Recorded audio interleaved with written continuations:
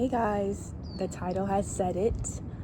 I am going to be quitting braids, done with braids for a year, and hopefully this year will expand into more years. But I'm going into my third year of high school and I will be quitting braids. And in this video, I'm going to be telling you exactly why. So don't ask me any questions in the comments because this video is going to answer all your questions. Grab a snack, get ready. Ugh, it's a helicopter. Okay. So before I start this video, I just want to say this video isn't to downplay braids or weaves. Do what's best for your hair. But this is just something that I have decided to do, seeing just how my hair has reacted to braids for my whole life, actually. Let's get into the first part of this video, which is my personal experience with braids. Every African girl knows that for specific holidays, your mom will always tell you, oh, you need to get your hair braided.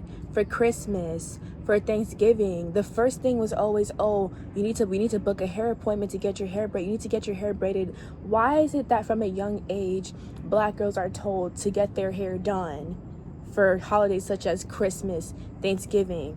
Why is it that we can't just wear our hair as it is? Why does our hair always have to be done?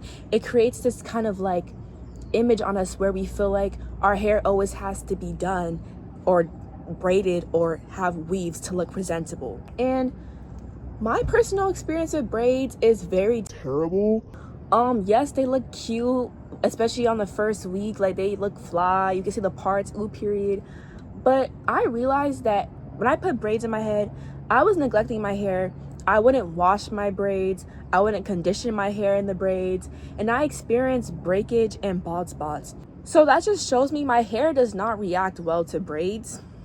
You need to learn how to take care of your hair when it's in braids to fully wear braids. Because you should be washing your hair in braids. I don't care what anyone says. You should be washing your hair. You should be conditioning your hair, putting leave-in conditioner, mixed in leave-in conditioner and water and dilute it and spray it on your braids, on your hair.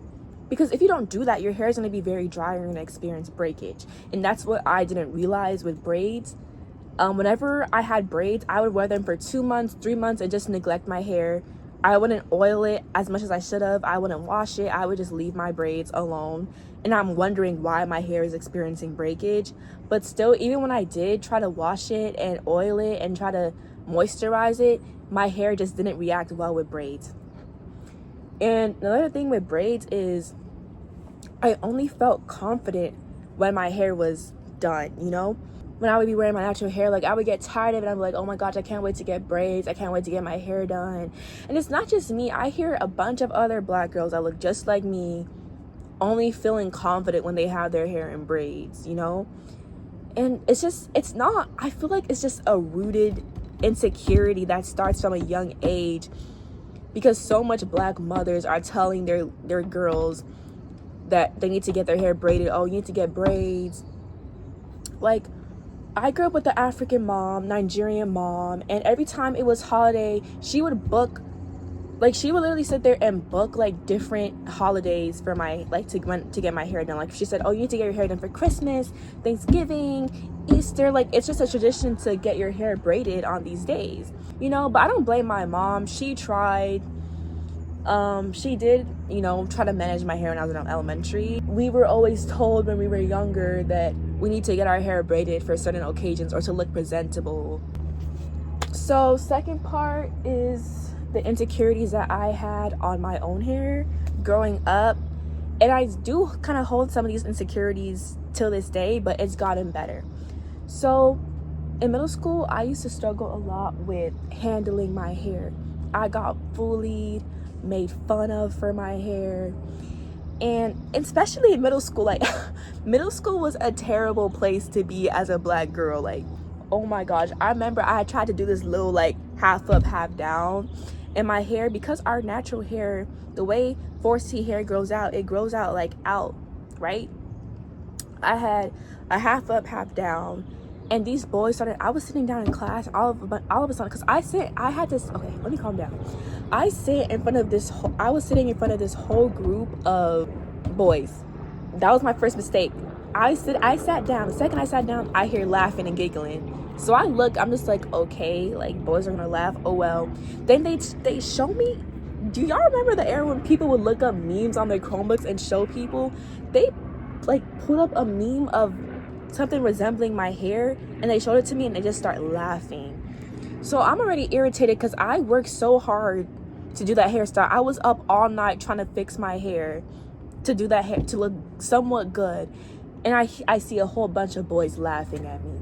So I start crying. I don't cry in front of them, but I just asked to go to the Restorative Justice Center because I had a few staff that I liked there, so I had asked to go to that center, and I just start crying. I'm like, these boys are making fun of my hair. I worked so hard on my hair. This is why I don't like wearing my hair, like blah, blah, blah. I just start, crashing out. And that wasn't the first time that I got made fun of my hair.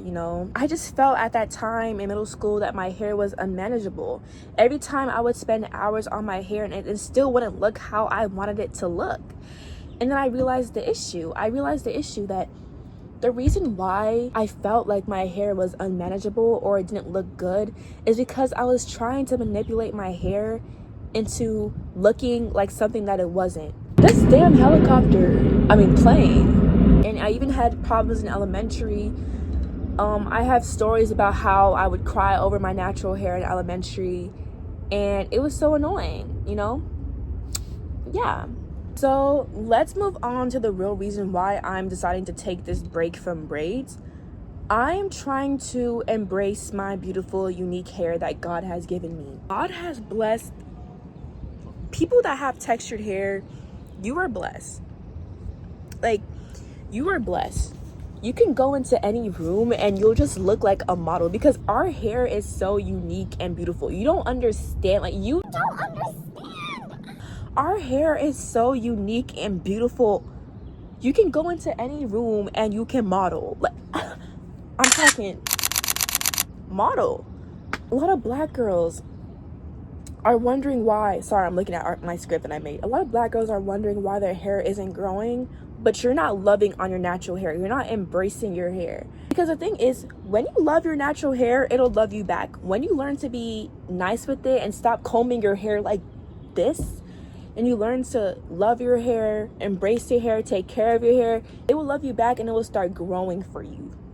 I promise you that. It will start growing for you. So learn to love and embrace your hair. Don't ever listen to what nobody says. I don't even care if somebody on here has a hate comment. I'm gonna just laugh because we're just beautiful. And you have to learn that what makes you unique makes you beautiful. That's the issue that people don't understand. So I'm just so excited to take this break off braids and see how far my hair flourishes, and just letting your hair breathe and seeing how she really is, learning how to manage my hair, because I'd never gone more than 3 months without braids. So it would be interesting to go a whole year without braids. I'm gonna really have to learn how to manage my hair, build a routine, and take care of it. They're trying to take us out. These people are trying to kill the black race. They're trying to kill us.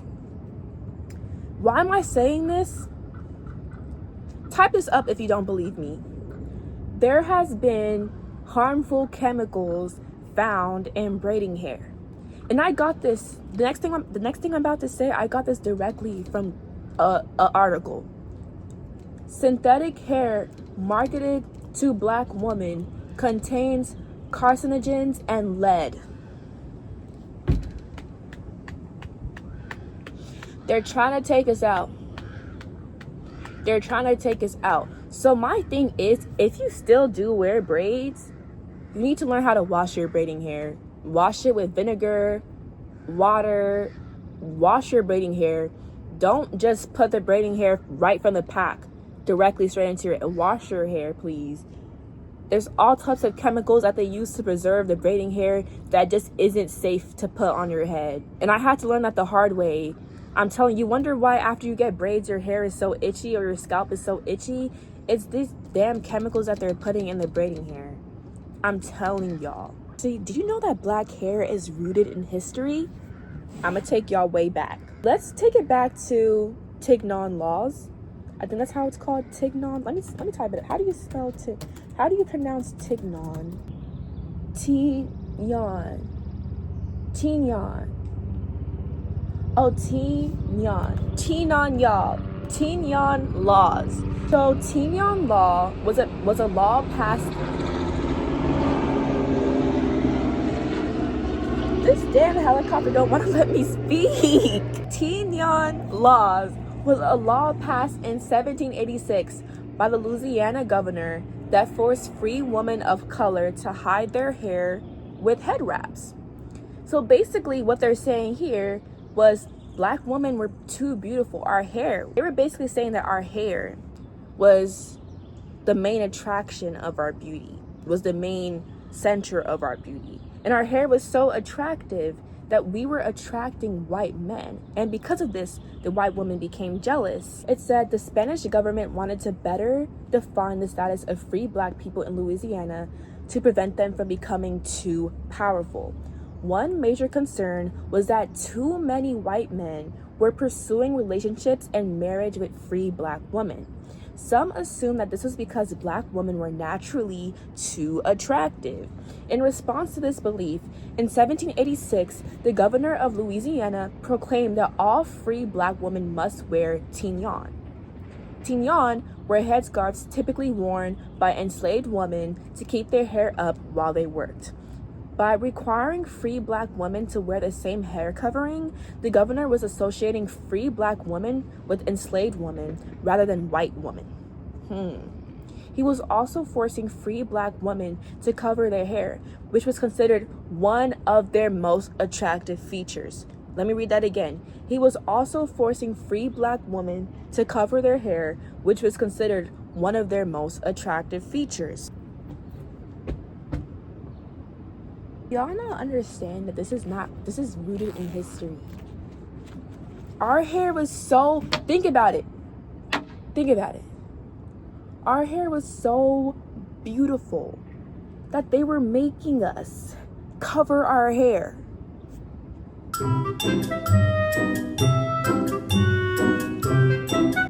Our hair was so beautiful that they were making us cover our hair, which was considered one of black women's most attractive features. So I'm not just making this was actually a law passed in 1786, the Tignon, however you say it, Tignon laws. So please understand that this is all rooted in history. Please understand, like, this is not me. I ain't the Louisiana governor that made the law. This is rooted in history, guys. Please wear your natural, no, I don't want to say natural hair. Wear your black God-given hair. I want to say this. Can the black community stop policing black women on how we wear our hair? Why are we tearing each other down, making terms such as scoops of hair? Oh, she got 2 scoops of hair. She got 3 scoops of hair. Oh, her hair is nappy. She don't comb her hair. This is why so many black girls are ashamed of wearing their hair. Because the second they wear their hair out, people start saying, oh, she only got 1 scoop of hair. Her hair is nappy. Her hair is this. Stop telling people how to wear their hair. That's the first issue. And stop making up new hair rules every year, like, oh, your hair is dry, you need to moisturize it, use this new shampoo, use this.